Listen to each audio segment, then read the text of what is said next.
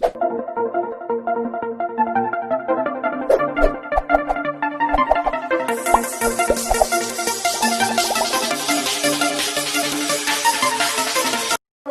मैं सभी का स्वागत करता हूं फिजिक्स ज्ञान मुकेश नाइक चैनल पे।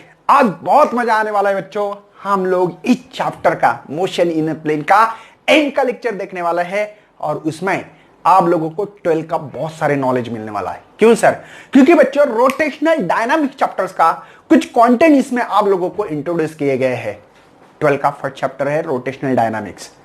तो इसमें हम लोग सर्कुलर मोशन की बात करेंगे। तो धीमे धीमे हर कॉन्सेप्ट को क्लियर करूंगा, जो आपके बुक्स में भी नहीं हो तो भी मैं करते रहूंगा। सबसे पहले सर्कुलर मोशन मतलब क्या?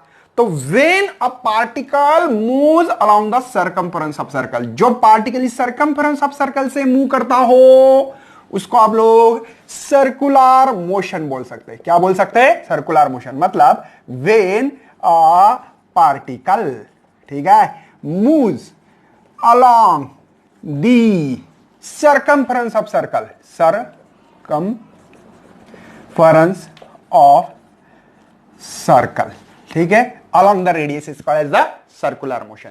एक्चुअल में इस सर्कुलर मोशन के दो टाइप्स देखने हैं हम लोगों को। एक है यूनिफॉर्म सर्कुलर मोशन, क्या क्या क्या, यूनिफॉर्म सर्कुलर मोशन, और दूसरी जो है नॉन यूनिफॉर्म सर्कुलर मोशन। देखो, यूनिफॉर्म सर्कुलर मोशन, दूसरा है नॉन यूनिफॉर्म सर्कुलर मोशन। दो टाइप से, इन दो टाइप्स को हम लोग डिस्कशन करेंगे, जो कि आपके बुक्स में ओनली यूनिफॉर्म सर्कुलर मोशन है। यूनिफॉर्म सर्कुलर मोशन मतलब when a particle moves along the circumference of circle, circumference of circle along the radius, है ना, with constant speed। कैसे? with constant speed is called as the uniform circular motion। मतलब जो motion इस circumference of circle पे हो और उसकी स्पीड कैसे होना चाहिए? कांस्टेंट होना चाहिए। मैंने स्पीड बोल रहा हूं भैया, वेलोसिटी नहीं बोल रहा हूं। क्यों नहीं बोल रहा हूं? अब इसका मतलब समझ लो। आपके बुक्स में दी वाली डिफाइन कि कांस्टेंट स्पीड होना चाहिए, जो टेंजेंशियल स्पीड हो वो कांस्टेंट होना चाहिए। लेकिन क्यों भैया? ये टेंजेंशियल स्पीड है, ये टेंजेंशियल है, ये टेंजेंशियल है भैया, मैं स्पीड की बात क्यों कर रहा हूं? वेलोसिटी वर्ड क्यों नहीं इस्तेमाल कर रहा हूं? वाह सर, आप तो कुछ अलग ही बता रहे, बुक्स में कुछ अलग दिया है। वही तो खासियत है बच्चों। मैं बोल रहा हूं कि ये जो सर्कम्फरेंस ऑफ सर्कल हो रहा है उसमें ओनली स्पीड कांस्टेंट हो सकती है। क्या स्पीड कैसे हो सकती है? कांस्टेंट। और वेलोसिटी जो होगी वो होगी वेरिएबल। ऐसा क्यों सर? बताता हूं, टेंशन मत लेना। स्पीड कांस्टेंट है, वेलोसिटी वेरिएबल। इसमें स्पीड क्यों भैया? ये जो स्पीड है ये कांस्टेंट हो सकती है और वेलोसिटी का मैग्नीट्यूड मतलब ही स्पीड होता है बच्चों। लेकिन देखो, वेलोसिटी वेरिएबल क्यों है? क्या रीजन है सर? बता दो जल्दी से। बहुत बच्चों मजा आने वाला है। इसका डायरेक्शन चेंज हो रहा है। ये डायरेक्शन ये है, ये नीचे है, ये यहां है। मतलब डायरेक्शन चेंज होना, देखो, मतलब मैग्नीट्यूड, मतलब उसको जो भी स्पीड होगी, जैसे कि स्पीड है हमारी 5 मीटर पर सेकंड, तो यहां पे भी 5 मीटर पर सेकंड हो सकती है, यहां पे भी 5 मीटर पर सेकंड हो सकती है, यहां पे भी 5 मीटर पर सेकंड हो सकती है, यहां पे भी 5 मीटर पर सेकंड हो सकती है। बात समझ में आ रही है? लेकिन क्या डायरेक्शन कांस्टेंट रहेगा? डायरेक्शन तो हर समय वेरिएबल हो रहा है, इसलिए मैग्नीट्यूड सेम है, बट इसका जो डायरेक्शन से बच्चों, वो डायरेक्शन हमारा कैसे है? वेरिएबल है। इसीलिए भैया वेलोसिटी कांस्टेंट नहीं हो सकती। हां, इसका मैग्नीट्यूड कर दिया तो स्पीड बनती है। स्पीड हमेशा कांस्टेंट हो सकती है, जो कि यूनिफॉर्म सर्कुलर मोशन में पढ़ रहे हैं हम लोग। जिसकी स्पीड कांस्टेंट हो, वेलोसिटी का, टेंजेंशियल वेलोसिटी का मैग्नीट्यूड कांस्टेंट हो। मैग्नीट्यूड समझते हो ना? मतलब मैग्नीट्यूड मतलब मेजर करना, ओनली मापना। और डायरेक्शन लेकिन वेरिएबल हो रहा है, ये हो रहा है जुम जुम जुम जुम, डायरेक्शन तो बदल रहा है। देखो ये डायरेक्शन देखो, टेंजेंशियल डायरेक्शन हमेशा बदल रहा है। समझे क्या? मतलब यहां पे टेंजेंशियल जो वेलोसिटी का मैग्नीट्यूड कांस्टेंट है उसको हम लोग यूनिफॉर्म सर्कुलर मोशन कहते हैं। एग्जांपल दे सकते हैं हम लोग। Moon revolve around the earth. अरे चंद्र है ना, पता है ना आपको, मून रिवॉल्व कर रहा है अर्थ को। Example they, electron revolve around the nucleus, ऐसे एग्जांपल दे सकते हैं सर्कुलर मोशन के। अब नॉन यूनिफॉर्म सर्कुलर मोशन, ये ऑफर डिपेंड आपकी बुक्स में नहीं है भैया, लेकिन नॉन यूनिफॉर्म मतलब डिफाइन यही होगी विथ कांस्टेंट के जगह पे वेरिएबल, ये इसकी अब डिफाइन बन गई, बस खत्म किस्सा भैया, है ना। मतलब इसकी स्पीड यहां पे वेरिएबल होना चाहिए, मतलब यहां पे 5 है, यहां पे 3 हो गई, यहां पे नीचे आ रही है 5 होगी, यहां पे 10 होगी, चेंज होना, ये स्पीड को भी चेंज करना पड़ेगा, तब हम लोग नॉन यूनिफॉर्म सर्कुलर मोशन, मतलब इसकी स्पीड कांस्टेंट नहीं होना चाहिए। बात समझ में आ रही है? कोई टेंशन है? नो टेंशन, ओनली अटेंशन देना है भैया। ये तीनों टर्म्स आपके लिए बहुत ही इंपॉर्टेंस और मायने करते हैं, ठीक है। तो यहां पे एक बात सबसे मेन, यहां पे ये वेक्टर है, रेडियस वेक्टर, ठीक है। एक सबसे मेन यहां पे कांस्टेंट मैग्नीट्यूड होना चाहिए और always directed toward the centre of the circle. और एक बात है, यहां पे ये जो फोर्स लग रहा है, ये रेडियस का डायरेक्शन, ना दोनों डायरेक्शन बताऊंगा मैं आपको, और कोई भी डायरेक्शन, अब देखो ये रेडियस के लिए, अब उसका जो फोर्स है ना, फोर्स का डायरेक्शन ये, लेकिन ये सर क्या बता रहे, रेडियस होती है हमेशा सेंटर टू पार्टिकल का बीच में का डिस्टेंस, लेकिन ये अवे फ्रॉम द सेंटर होता है। रेडियस वेक्टर का डायरेक्शन, रेडियस का डायरेक्शन, वेक्टर का डायरेक्शन सेंटर से अवे फ्रॉम द पार्टिकल। और एक फोर्स होगी, जो फोर्स का डायरेक्शन टूवर्ड द सेंटर होगा, और जब टूवर्ड द सेंटर होता है उसको कहा जाता है सेंट्रीपिटल फोर्स। सेंट्रीपिटल फोर्स, जिसका फोर्स सेंटर के तरफ हो। तो ग्रेविटेशनल फोर्स है, सेंट्रीपिटल फोर्स है क्या? हां बिल्कुल, क्योंकि ये अर्थ है भैया और ये चंद्रमा हमारा घूम रहा है ऐसे, तो उसका फोर्स हमेशा इस डायरेक्शन में, तो ये सेंट्रीपिटल फोर्स लगा सकते हैं यहां पे। मतलब जहां जहां चीज सेंटर की तरफ खींचती हो, सेंटर की तरफ, उसको सेंट्रीपिटल फोर्स बोलना पड़ेगा आपको, हमेशा दुआ में याद रखना, सेंट्रीपिटल फोर्स। टेंजेंशियल वेलोसिटी तो पता लग गया है, centripetal force toward the centre of the circle, the force acting, ये फोर्स एक्ट करता है, क्या करता है? दी, क्या बोल सकते हैं, force acting toward the centre of the circle, ठीक है, along the radius, along the radius, इसी को हम लोग सेंट्रीपिटल फोर्स बोलते हैं, जो सेंटर की तरफ फोर्स हो। अगर सेंटर से अवे फोर्स हो तब हम लोग इसको कहेंगे, ये देखो टूवर्ड नहीं है, अवे फ्रॉम, टूवर्ड की जगह पे क्या लगेंगे? Away from. तो इसके लिए हम लोग सेंट्रीफ्यूगल फोर्स, उसको क्या बोलेंगे? Centrifugal force. क्या बोलते हैं इसको? सेंट्रीफ्यूगल फोर्स, अवे रहा तो। ओके, आपके बुक्स में कुछ टर्म नहीं है, लेकिन मैं आपको जानबूझकर इसके कॉन्सेप्ट क्लियर करने के हिसाब से पढ़ा रहा हूं भैया। आगे बढ़ना है, चलो नोट डाउन करें। उसके बाद में हम लोग पीरियड क्या होता है, रेडियस वेक्टर क्या होता है, एंगुलर स्पीड क्या होती है, बात करते हैं, ठीक है। ये आपके बुक्स में 3 पॉइंट, आई थिंक पॉइंट वाला 3.4.1, सही बच्चों, ये पॉइंट वाला है। अब देखना पीरियड क्या होता है। कोई भी पार्टिकल मूव कर रहा है, झुम झुम झुमा, एक कंप्लीट सर्कल। ओके बच्चों, एक कंप्लीट सर्कल कंप्लीट करने के लिए जो समय लगता है उसको पीरियड कहते हैं। क्या बोल रहा हूं सर मैं? पीरियड बता दो। पीरियड मतलब कैपिटल टी सिंबल, इसका क्या बोलना है, इसकी define, time taken by the particle to complete one revolution, एक complete one revolve, to complete one revolution, एक कंप्लीट, यहां से निकल गए वापिस यहीं पे आना, उसको बोलते हैं period. Time taken by the particle to complete one revolution, एक रिवॉल्यूशन कंप्लीट करने के लिए जो लगता है समय, उसको हम लोग कहते हैं पीरियड। समझे? पीरियड इसी को बोल सकते हैं, एक कंप्लीट रिवॉल्यूशंस करना। बहुत बढ़िया सर, उसको पीरियड कहते हैं। चलो, तो इसका फार्मूला क्या बनेगा? मैंने बोला है पार्टिकल मूव हो रहा है, इसके पास स्पीड होगी। हाँ सर, स्पीड का फार्मूला होता है क्या?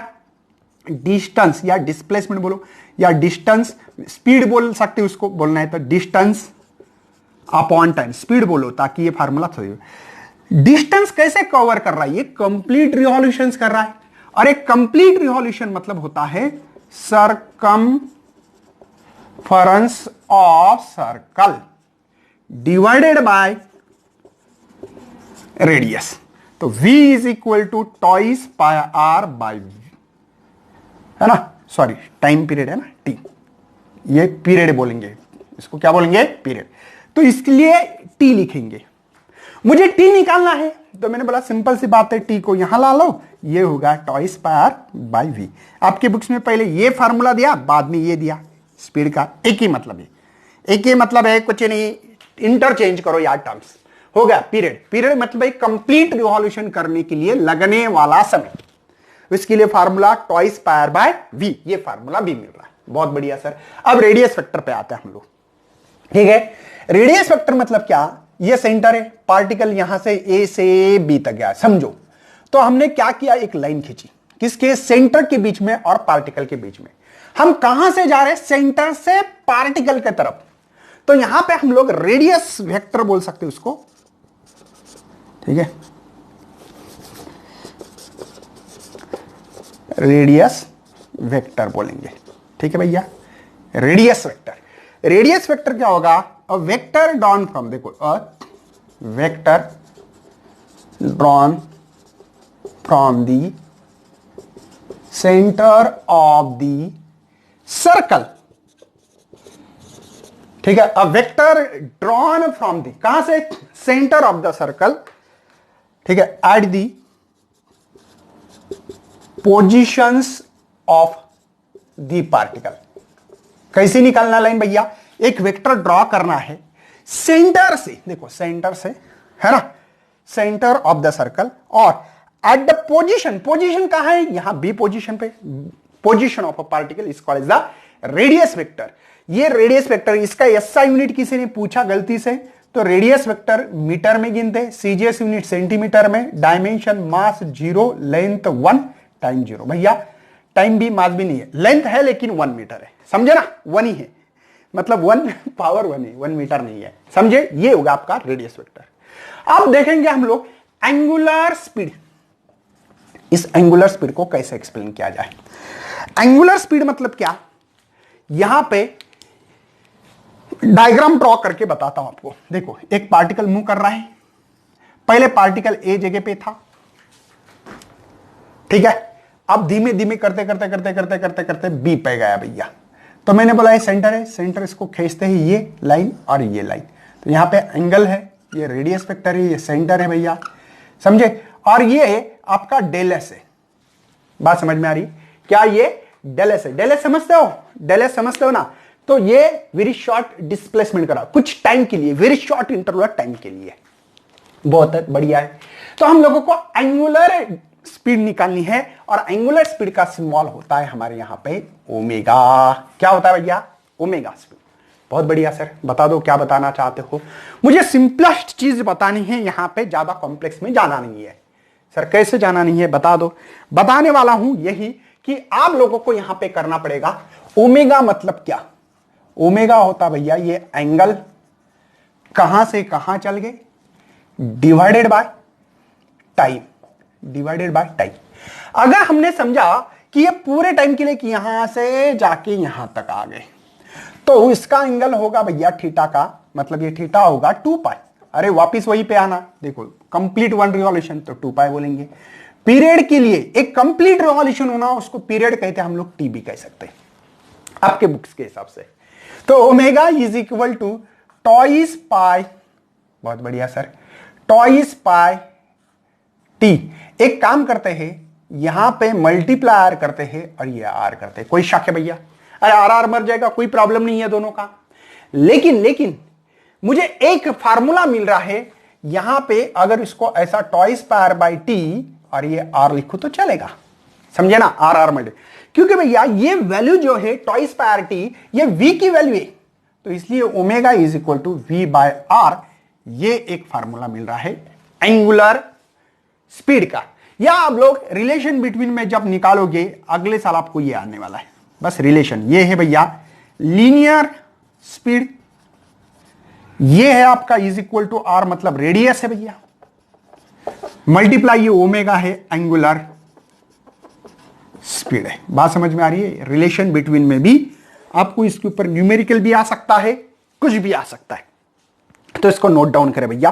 तीनों चीजें इंपॉर्टेंस है आपके लिए। क्या पढ़ा है मैंने? पीरियड, ये पीरियड के बाद में रेडियस वेक्टर पढ़ा है। एंगुलर स्पीड, ये एंगुलर स्पीड के बारे में इसके फार्मूले भी आपको दे दिए, नोट डाउन करें। मोस्ट इंपॉर्टेंट क्वेश्चन होगा भैया अगले साल के लिए। बात करेंगे हम लोग सेंट्रीपिटल एक्सेलरेशन। क्या होता है एक्सेलरेशन सर? सबसे पहले आप लोगों को डिस्प्लेसमेंट पता होना चाहिए, ठीक है। उसके बाद में वेलोसिटी पता होना चाहिए कि डिस्प्लेसमेंट का डेरिवेटिव क्या होता है। एक्सेलरेशन पता होना चाहिए, डीवी बाई डी टी, समझे? ये चीजें आपको पता होना चाहिए, तीनों भी, समझे? तो ही सेंट्रीपिटल एक्सेलरेशन निकाल सकते हैं। सबसे पहले सेंट्रीपिटल एक्सेलरेशन मतलब क्या? मैं डायग्राम ड्रॉ कर रहा हूं, शायद आपको इससे बहुत सारी हेल्प हो जाए और इसको आप लोग आगे बढ़ा सकते हैं। इसकी डिफाइन भी देखेंगे। देखो, कोई भी पार्टिकल मूव कर रहा है, ये इसके, ठीक है, एक्स वाई एक्सिस निकाले मैंने। मेरा पार्टिकल कहीं यहां है, पकड़ लेना, कहीं पे भी ले सकता है, ऐसी कोई बात नहीं, लेकिन हमको डायग्रामेटिकली हमारे इक्वेशन अच्छा आना चाहिए इसलिए, और डायग्राम दिखनी चाहिए अच्छी। तो ये यहां से, मतलब यहां से गया यहां तक, मतलब ए पोजीशन से बी तक गया। तो मैंने बोला एक काम करो, यहां पे एक लाइन खींचो, रेडियस बनेगा, वो इज द सेंटर है। कितना एंगल चला भैया? थीटा, इतना एंगल चल रहा है। ये आपका है भैया रेडियस। इस रेडियस का ये कंपोनेंट होगा आर कॉस थीटा और ये होगा आर साइन थीटा। कोई शक है मेरे भाई? इसको कनेक्ट कर लो भैया, ज्योमेट्री के हिसाब से ये परपेंडिकुलर है, ये आर साइन थीटा, तो ये भी आर साइन थीटा ही होगा। कोई शक है? अब देखो, इसका सब फोर्स कहां है भैया? सेंटर की तरफ है। कोई भी चीज गोल घूम रही है तो सेंटर की तरफ फोर्स है, इसीलिए घूमती है, अदरवाइज नहीं घूमेगी वो। अरे रस्सी ले लो, पत्थर, पता ना, जुम जुम जुम जुम घुमा दो तो क्या होगा भैया? उसका रेडियस टुवर्ड द सेंटर है, इसके कारण वो घूम रहा है। मतलब यहां पे सेंट्रीपिटल एक्सेलरेशन मतलब क्या है? यहां पे the acceleration toward the centre of the circle, toward the centre of the circle. देखो मैं शॉर्टकट में लिख रहा हूं, toward the centre of the circle along the radius, ठीक है, is called as centripetal acceleration. उसको क्या बोलना है आपको? सेंट्रीपिटल एक्सेलरेशन बोलना है। खत्म किस्सा भैया। मतलब जो एक्सेलरेशन सेंटर के तरफ हो, किसके तरफ हो? सेंटर के तरफ हो, उसको सेंट्रीपिटल एक्सेलरेशन बोलना है। चलो बच्चों, हम लोग काम करने वाले, अभी 1 by 1 आगे बढ़ने वाले हैं, बहुत मजा आने वाला इसमें। तो सबसे पहले आपने तो ओमेगा पता होना चाहिए, इसका एंगल डिवाइडेड बाय, क्या लिखा था मैंने? क्या लिखा था याद है? Angle divided by time.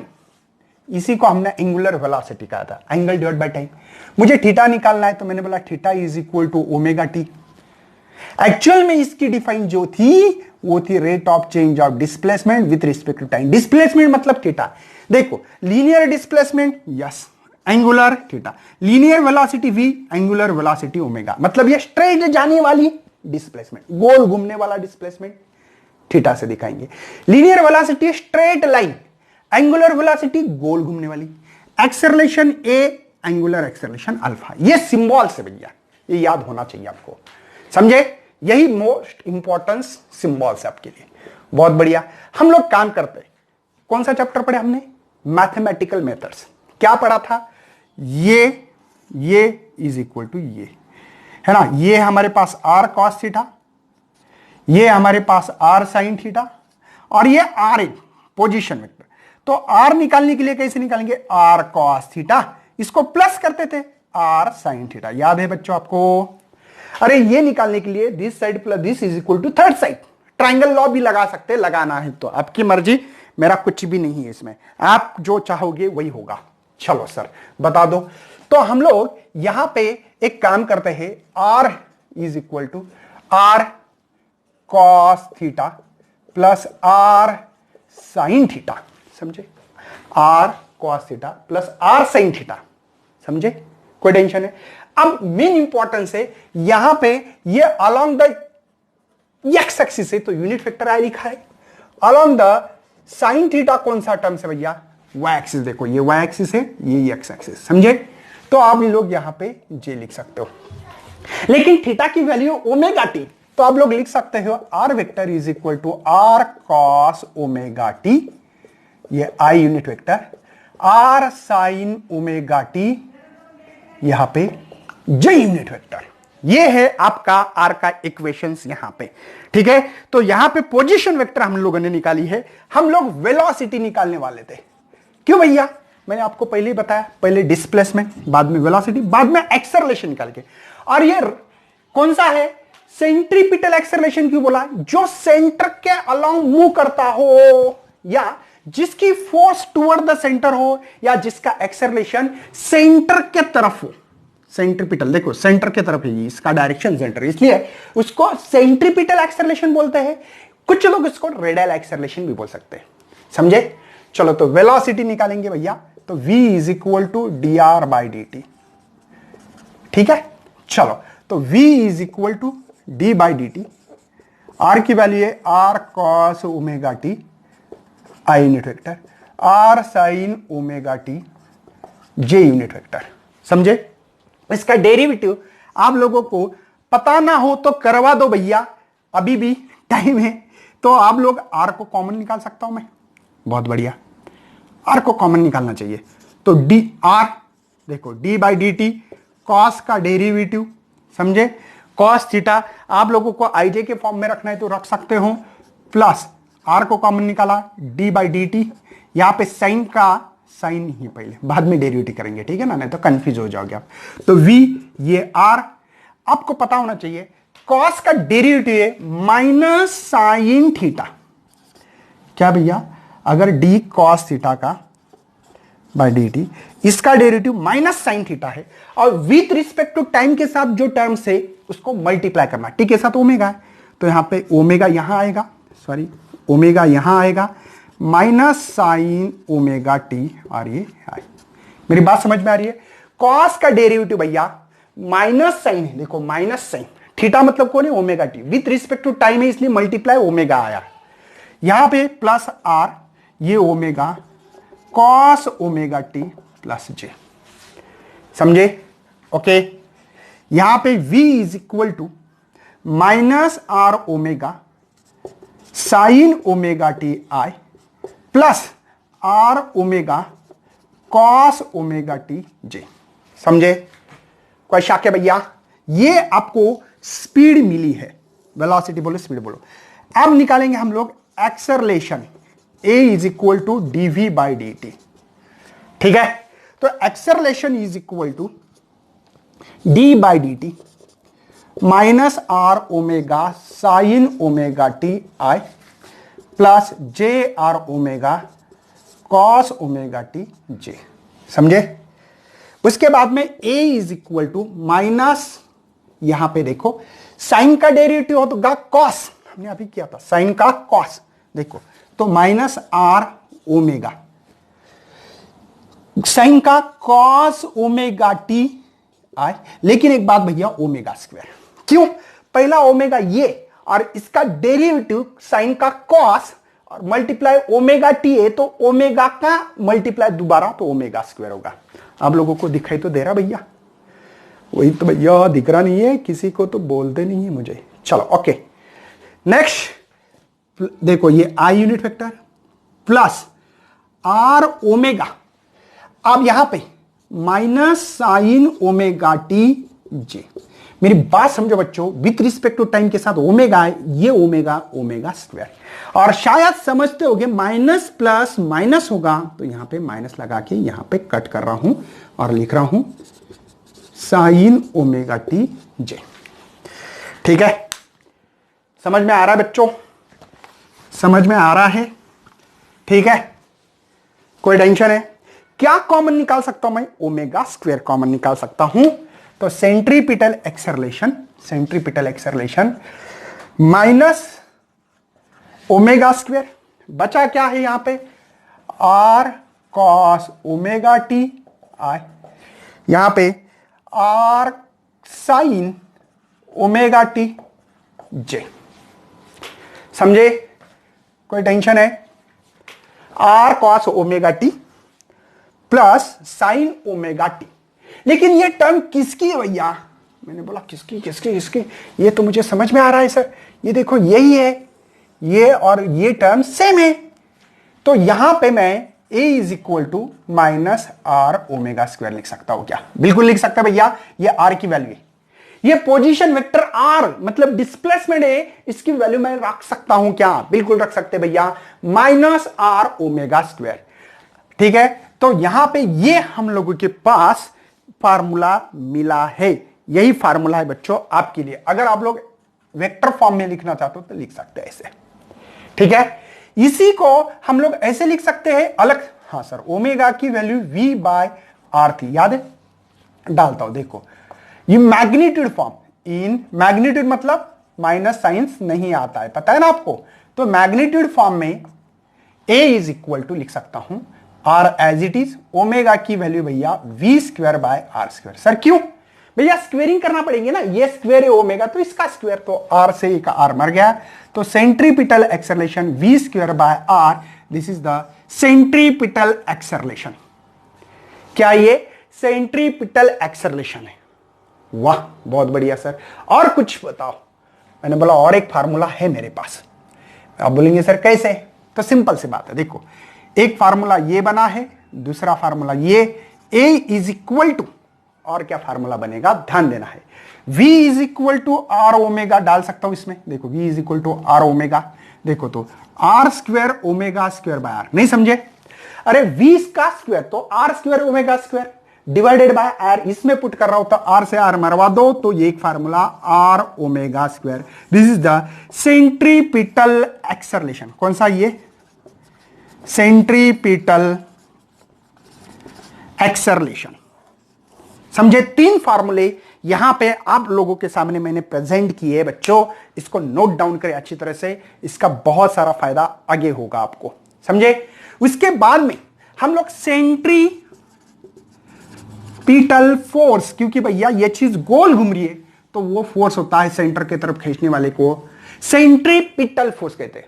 और आपको पता है कि न्यूटन ने लॉ दिया था F is equal to m a, दिया था बस खत्म किस्सा। मतलब जो फोर्स सेंटर के तरफ खींचता है उसको सेंट्रीपिटल फोर्स कहते हैं। कौन सा? सेंट्रीपिटल फोर्स, सेंटर वही डिफाइन होती है, टूवर्ड द सेंटर। देखो फोर्स एक्टिंग लिख सकते हो, फोर्स एक्टिंग, ठीक है, toward the centre of the circle, centre of the circle along the radius, लिख दो नहीं तो अलोंग द रेडियस, रेडियस के तरफ जो है ना, रेडियस के थ्रू सेंटर के तरफ force. F is equal to m, m एक की वैल्यू है सर मेरे पास मैग्नीट्यूड के फॉर्म में आर ओमेगा स्क्वायर। देखो अरे ये फार्मूला एक की वैल्यू डाल दिए मैग्नीट्यूड फॉर्म में तो ये मिलेगा। दूसरा F is equal to m, एक की वैल्यू ये v स्क्वायर बाय आर, ठीक है।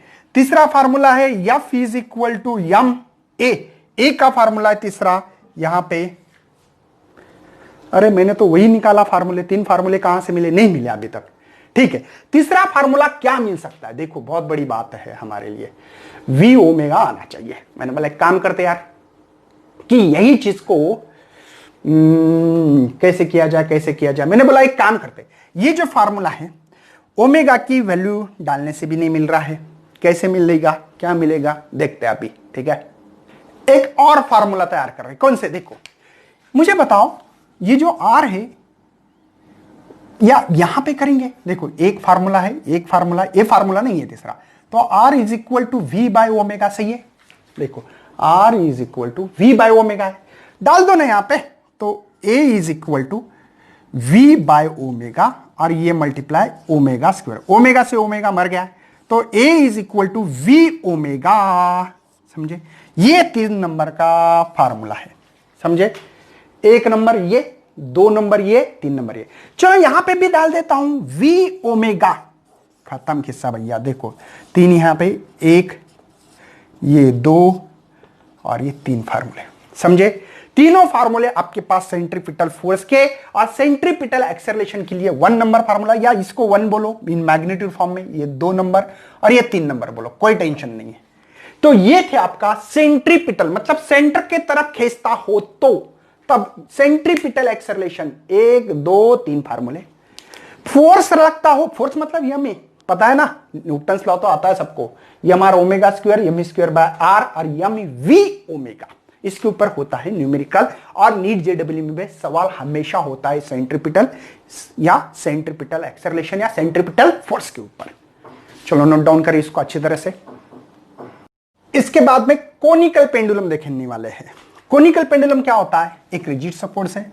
इस रिजिड सपोर्ट को मैंने एक रस्सी बांधी, और इस रस्सी को बांधने के बाद आपके बुक्स में थोड़ी सी डायग्राम अलग हो सकती है भैया, ठीक है। ये उसको घुमा रहा हूं मैं ऐसे, हॉरिजॉन्टल सर्कल। देखो 2 सर्कल होते हैं, एक ऐसा जो फैन घूमता है ना हमारा सीलिंग फैन, टेबल फैन होता है वर्टिकल मोशन। देखो ये वर्टिकल, जैसे कि आपकी क्लॉक के जो पेंडुलम, हाँ वो भी आपका देखो ऐसे घूमता है, या उसके जो क्लॉक होते हैं, और हम जो घुमा रहे हैं ना ऐसे घुमा रहे हैं, ऐसे समझे। तो यहां पे हम लोग मानेंगे ये और ये बड़ा सर्कल, बहुत मजा आने वाला भैया इस इक्वेशन में, ठीक है। अब देखो ये यहां पे, तो ये थीटा होगा यहां पे इसके साथ, ये रिजिड सपोर्ट है भैया, इसको यस नाम दे दो, ये ओ कुछ भी नाम दे सकते हैं, यहां पे पी नाम दे सकते हैं, समझे। ये रेडियस है सर्कल का, इस सर्कल का रेडियस है, ऐसे घूम रहा है, इसलिए ये पीछे के साइड में नहीं जा सकता, इसलिए आपको सर्कल ऐसा लग रहा है, अंडे जैसा। ये भैया आपकी होगी हाइट एच, और ये होगी आपकी लेंथ, ये स्ट्रिंग की लेंथ है। सही बच्चों, ओके। लेंथ और ये समझ में आ रहा है आप लोगों को, कोई टेंशन नहीं होना चाहिए। अब देखो ये यल कॉस थीटा, मतलब क्या सर, नहीं समझ में आ रहा है, ठीक है समझा देता हूं। यल कॉस थीटा होगा हमारी हाइट इज इक्वल टू, कैसे?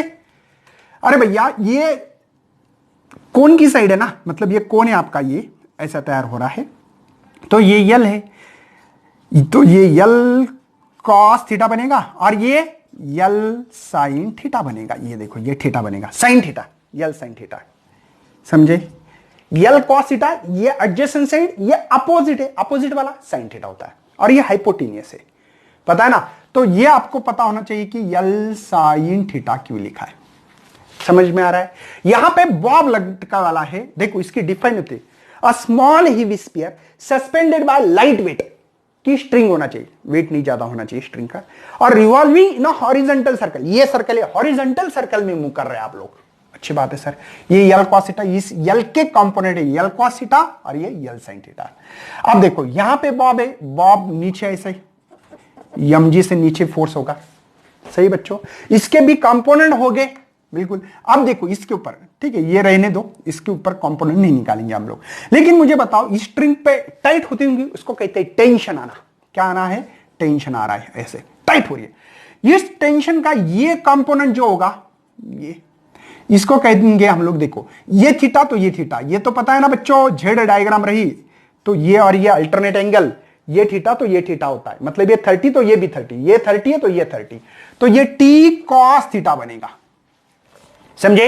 ये कंपोनेंट टी कॉस थीटा, और ये टी साइन थीटा है। ये कौन से कंपोनेंट है? ये यल के कंपोनेंट है, यल कॉस थीटा और यल साइन थीटा। ये किसके कंपोनेंट है? टी साइन थीटा और टी कॉस थीटा। भैया ये टेंशन, जो स्ट्रिंग के ऊपर टेंशन आ रहा है उसके कंपोनेंट है, समझे। कोई टेंशन है? ओके, समझ में आ रहा है, बढ़ना आगे बच्चों। तो इसका जो वेट है, वर्टिकली वेट है, ये mg है। मैंने बोला एक काम करते हैं, अभी देखो आपको टी कॉस थीटा दिख रहा है, ये वेट बैलेंस कर रहा है mg, मतलब ये जो टी कॉस थीटा है इसको बैलेंस कर रहा है, दोनों इक्वल है भैया, इसलिए चीज यहां है। नहीं तो ये चीज मतलब ये टूटने का डर क्यों नहीं है? क्योंकि भैया ये फोर्स mg का और ये T cos theta component same है, इसलिए ये चीज यहां है, नहीं तो नीचे ऊपर हो सकती थी क्या नहीं। ये बात इंपॉर्टेंस है, समझे। दूसरी चीज सर, टी साइन थीटा जो है वो है M V square by R, मतलब भैया ये जो चीज है ना, ये गोल क्यों घूम रही है? ये टी साइन थीटा इस कंपोनेंट के कारण, ये रेडियस है ठीक है, लेकिन ये टी साइन थीटा के कारण घूम रहा है। मतलब टेंशन जो है वो नीचे, मतलब इधर खींच रहा है सेंटर की तरफ, टी साइन थीटा वाला कंपोनेंट, तो उसको सेंट्रीपिटल फोर्स कहते हैं। चलो इक्वेशन 1 और इक्वेशन 2 मैं डिवाइड कर रहा हूं डिवाइड मतलब सेकंड बाय फर्स्ट। सेकंड है टी साइन थीटा और फर्स्ट है T cos theta. T sine theta है M V square by R divided by M G. M से एम मरवा दो, टी से टी मरवा दो। साइन बाय कॉस होता है tan theta, V square by R g, ये टैन थीटा मिल रहा है। वेरी गुड, यही मुझे टैन थीटा मिल रहा है, अच्छी बात है। लेकिन v क्या था हमारे पास, twice pi are by T. नहीं तो सिंपल, वेलोसिटी या स्पीड बोलो, डिस्टेंस अपॉन टाइम। टाइम क्या भैया, सर्कुलर मोशन हो रहा है, लेकिन ये कौन सा है पता है ना आपको, हॉरिजेंटल। तो डिस्टेंस कैसा होता है, ट्वाइस पाई आर, और टाइम टी होता है, देखो twice pi are by T है। चलो पुटअप कर लेते हैं हम लोग। तो tan theta is equal to, यहां पे twice pi are by T का स्क्वायर है डिवाइडेड बाय आर जी है। तो tan थीटा बनेगा मेरे पास 4 pi square R square by T square R g. मेरी बात समझ में आ रही है, 2 का स्क्वायर 4, पाई का स्क्वायर पाई स्क्वायर, आर का आर स्क्वायर, टी का टी स्क्वायर, या R G as it is. एक आर मर गया, तो मेरे पास बचा है tan theta is equal to 4 pi square R divide by T square by G. मुझे टी स्क्वायर निकालना है, पीरियड निकालना भैया। ये जो गोल घूम रहा है ना ये बॉब, इसको एक कंप्लीट रिवॉल्यूशन करने के लिए समय। तो मैंने बोला एक काम करते हैं, टी स्क्वायर यहां पे बचा है मेरे पास 4 pi square R divided by g tan theta, समझे।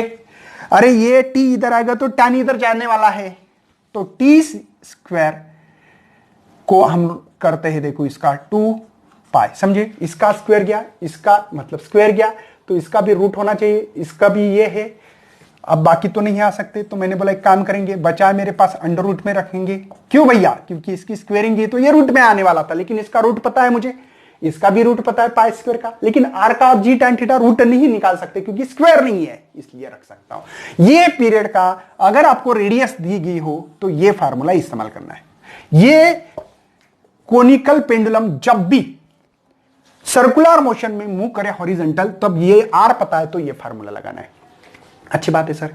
आर नहीं तो क्या करना है, तो R is equal to L sine theta, यहां पे टी साइन थीटा नहीं, टी साइन थीटा इसके कंपोनेंट है भैया, समझो। तो आर की वैल्यू मेरे पास है ये यल साइन थीटा, समझे। नहीं समझ में आ रहा है तो ये थीटा की सामने की साइड है और ये इस एल का कंपोनेंट है ये, क्योंकि ये एल का कंपोनेंट यल कॉस थीटा और ये यल साइन थीटा है। तो पुटअप कर सकता हूं t is equal to twice pi, R की जगह पे L sine theta divide by G. Tan का मतलब क्या, ये टैन क्या दिखाता है, साइन बाय कॉस होता है ना, साइन बाय कॉस। तो साइन से साइन को मरवा दो, t is equal to twice pi root of L cos divide का डिवाइड, देखो ये डिवाइड है इसका और इसका डिवाइड है, तो वो होता है न्यूमरेटर डिवाइड बाई जी। ये लेन के फॉर्म में आप लोगों को दी गई है वैल्यू, समझे। लेकिन यल कॉस थीटा ये एच की वैल्यू है, H is equal to L cos theta, मतलब इसके जगह पे t is equal to twice pi root of H by G. ये हाइट के फॉर्म में भी आप अपना देखो, number 1 equation, number 2 equation, number 3 equation, तीनों इक्वेशन मैंने आपको यहां पे कैलकुलेशन करने के हिसाब से दे दिए। इसको नोट डाउन करें बच्चों, formulae is very very important for your the other जो एग्जाम्पल, एमएचटी, सीटी, नीट, जेडब्ल्यू, हर एग्जाम के लिए पीरियड ऑफ कोनिकल पेंडुलम सवाल आ सकता है 3 मार्क के लिए। पहले डिफाइन बताया मैंने, small heavy sphere suspended by light weight and inextensible string. यहां पे पीरियड की डिफाइन भी डाल सकते हो, कौन सी, यहां पे पीरियड की भी डिफाइन डाल सकते हो, डालना है तो कैसे, time taken by particle to complete 1 oscillation या 1 रिवॉल्यूशन बोलो, ऑक्सीलेशन मत बोलना। पीरियड की डिफाइन हर समय लगती है, इसलिए मेरे मुंह में आया गया था। तो बच्चों ये चैप्टर का लास्ट का कंटेंट था। इसके बाद में नेक्स्ट चैप्टर, 4th चैप्टर हम लोग स्टार्ट करने जा रहे हैं, ठीक है। इसके पहले भी मैंने sound chapter, mechanical properties of solid, उसके बाद में साउंड भी किया, हाँ ग्रेविटेशन कवर किया है, उसके बाद में unit and measurement, mathematical method, ऐसे चैप्टर को मैंने कवर किया है। तो बच्चों शेयर करना वीडियोस को ज्यादा से ज्यादा। न्यू है तो बच्चों रेड बटन पे सब्सक्राइब भी करना है, ऑल बेल आइकॉन को भी यहां पे आपको क्लिक करना है, और अपने दोस्तों को शेयर लाइक करने से इस चैनल को मिल सकता है मोटिवेशन, और वही मोटिवेशन के साथ हम लोग आपके सामने काम करते रहेंगे। चलो thank you and best luck for your study. Hello बच्चों, बहुत सारे बच्चों को फिजिक्स के लेक्चर नहीं मिलते, आपको ऊपर डालना पड़ेगा फिजिक्स ज्ञान मुकेश नायक। जैसे ही फिजिक्स ज्ञान मुकेश नायक डालने के बाद आपको ये मिलेगा फिजिक्स ज्ञान मुकेश नायक चैनल, उसको पहले क्लिक करना है। जैसे क्लिक करने के बाद ये पेज मिलेगा आपको, होम पेज पे आने के बाद आपको इंट्रो मिलेगा। उसके बाद में यहाँ पे फिजिक्स की पूरे नोट्स अवेलेबल से, और वो भी गिरीश डावरे सर, बहुत ही एक्सपीरियंस होल्डर, चिप मॉडरेटर और एग्जामिनर रहे वाले सर है, बहुत ही अच्छा एक्सपीरियंस है। तो आप लोगों को नीचे आने के बाद physics class 12th 11th and 10th के पूरी फिजिक्स के लेक्चर मिलने वाले हैं। जैसे कि पार्ट 1 के पूरे लेक्चर्स है इसमें, पार्ट 2 के इसमें लेक्चर्स है फिजिक्स क्लास 11 के, 10 के और इलेक्ट्रॉनिक्स के। नीचे आने के बाद आपको पार्ट 1 में rotational dynamics, mechanical properties of fluid मिलेगा, केटीजी एंड रेडिएशंस के लेक्चर्स मिलेंगे, पूरे ऑक्सीलेशन के मिलेंगे, सुपरपोजिशन में इंपॉर्टेंस फार्मूलेज मिलेंगे, इंपॉर्टेंट क्वेश्चंस मिलेंगे इस पे। साथ में नीचे आने के बाद आपको पार्ट 2 में current electricity, magnetic field due to the electric current, magnetic material मिलेगा, electromagnetic induction, AC circuit, dual nature of radiations मिलेगा, और साथ में आपको structure of atom and nuclei and semiconductor, ऐसे चैप्टर्स यहाँ पे पूरे मिलने वाले। तो ज़्यादा से ज़्यादा अपने दोस्तों को शेयर करें ताकि पूरा सिलेबस इस चैनल पे मिलेगा, नोट्स मिलेगी, आपकी एग्ज़ाम होने वाली है, पूरे unit wise mock test, full length test, MCQ test, सभी टेस्ट भी इस चैनल पे आपको मिलते रहेंगे। तो ज़्यादा से ज़्यादा वीडियो को शेयर करना, लाइक करना और सब्सक्राइब भी करना है।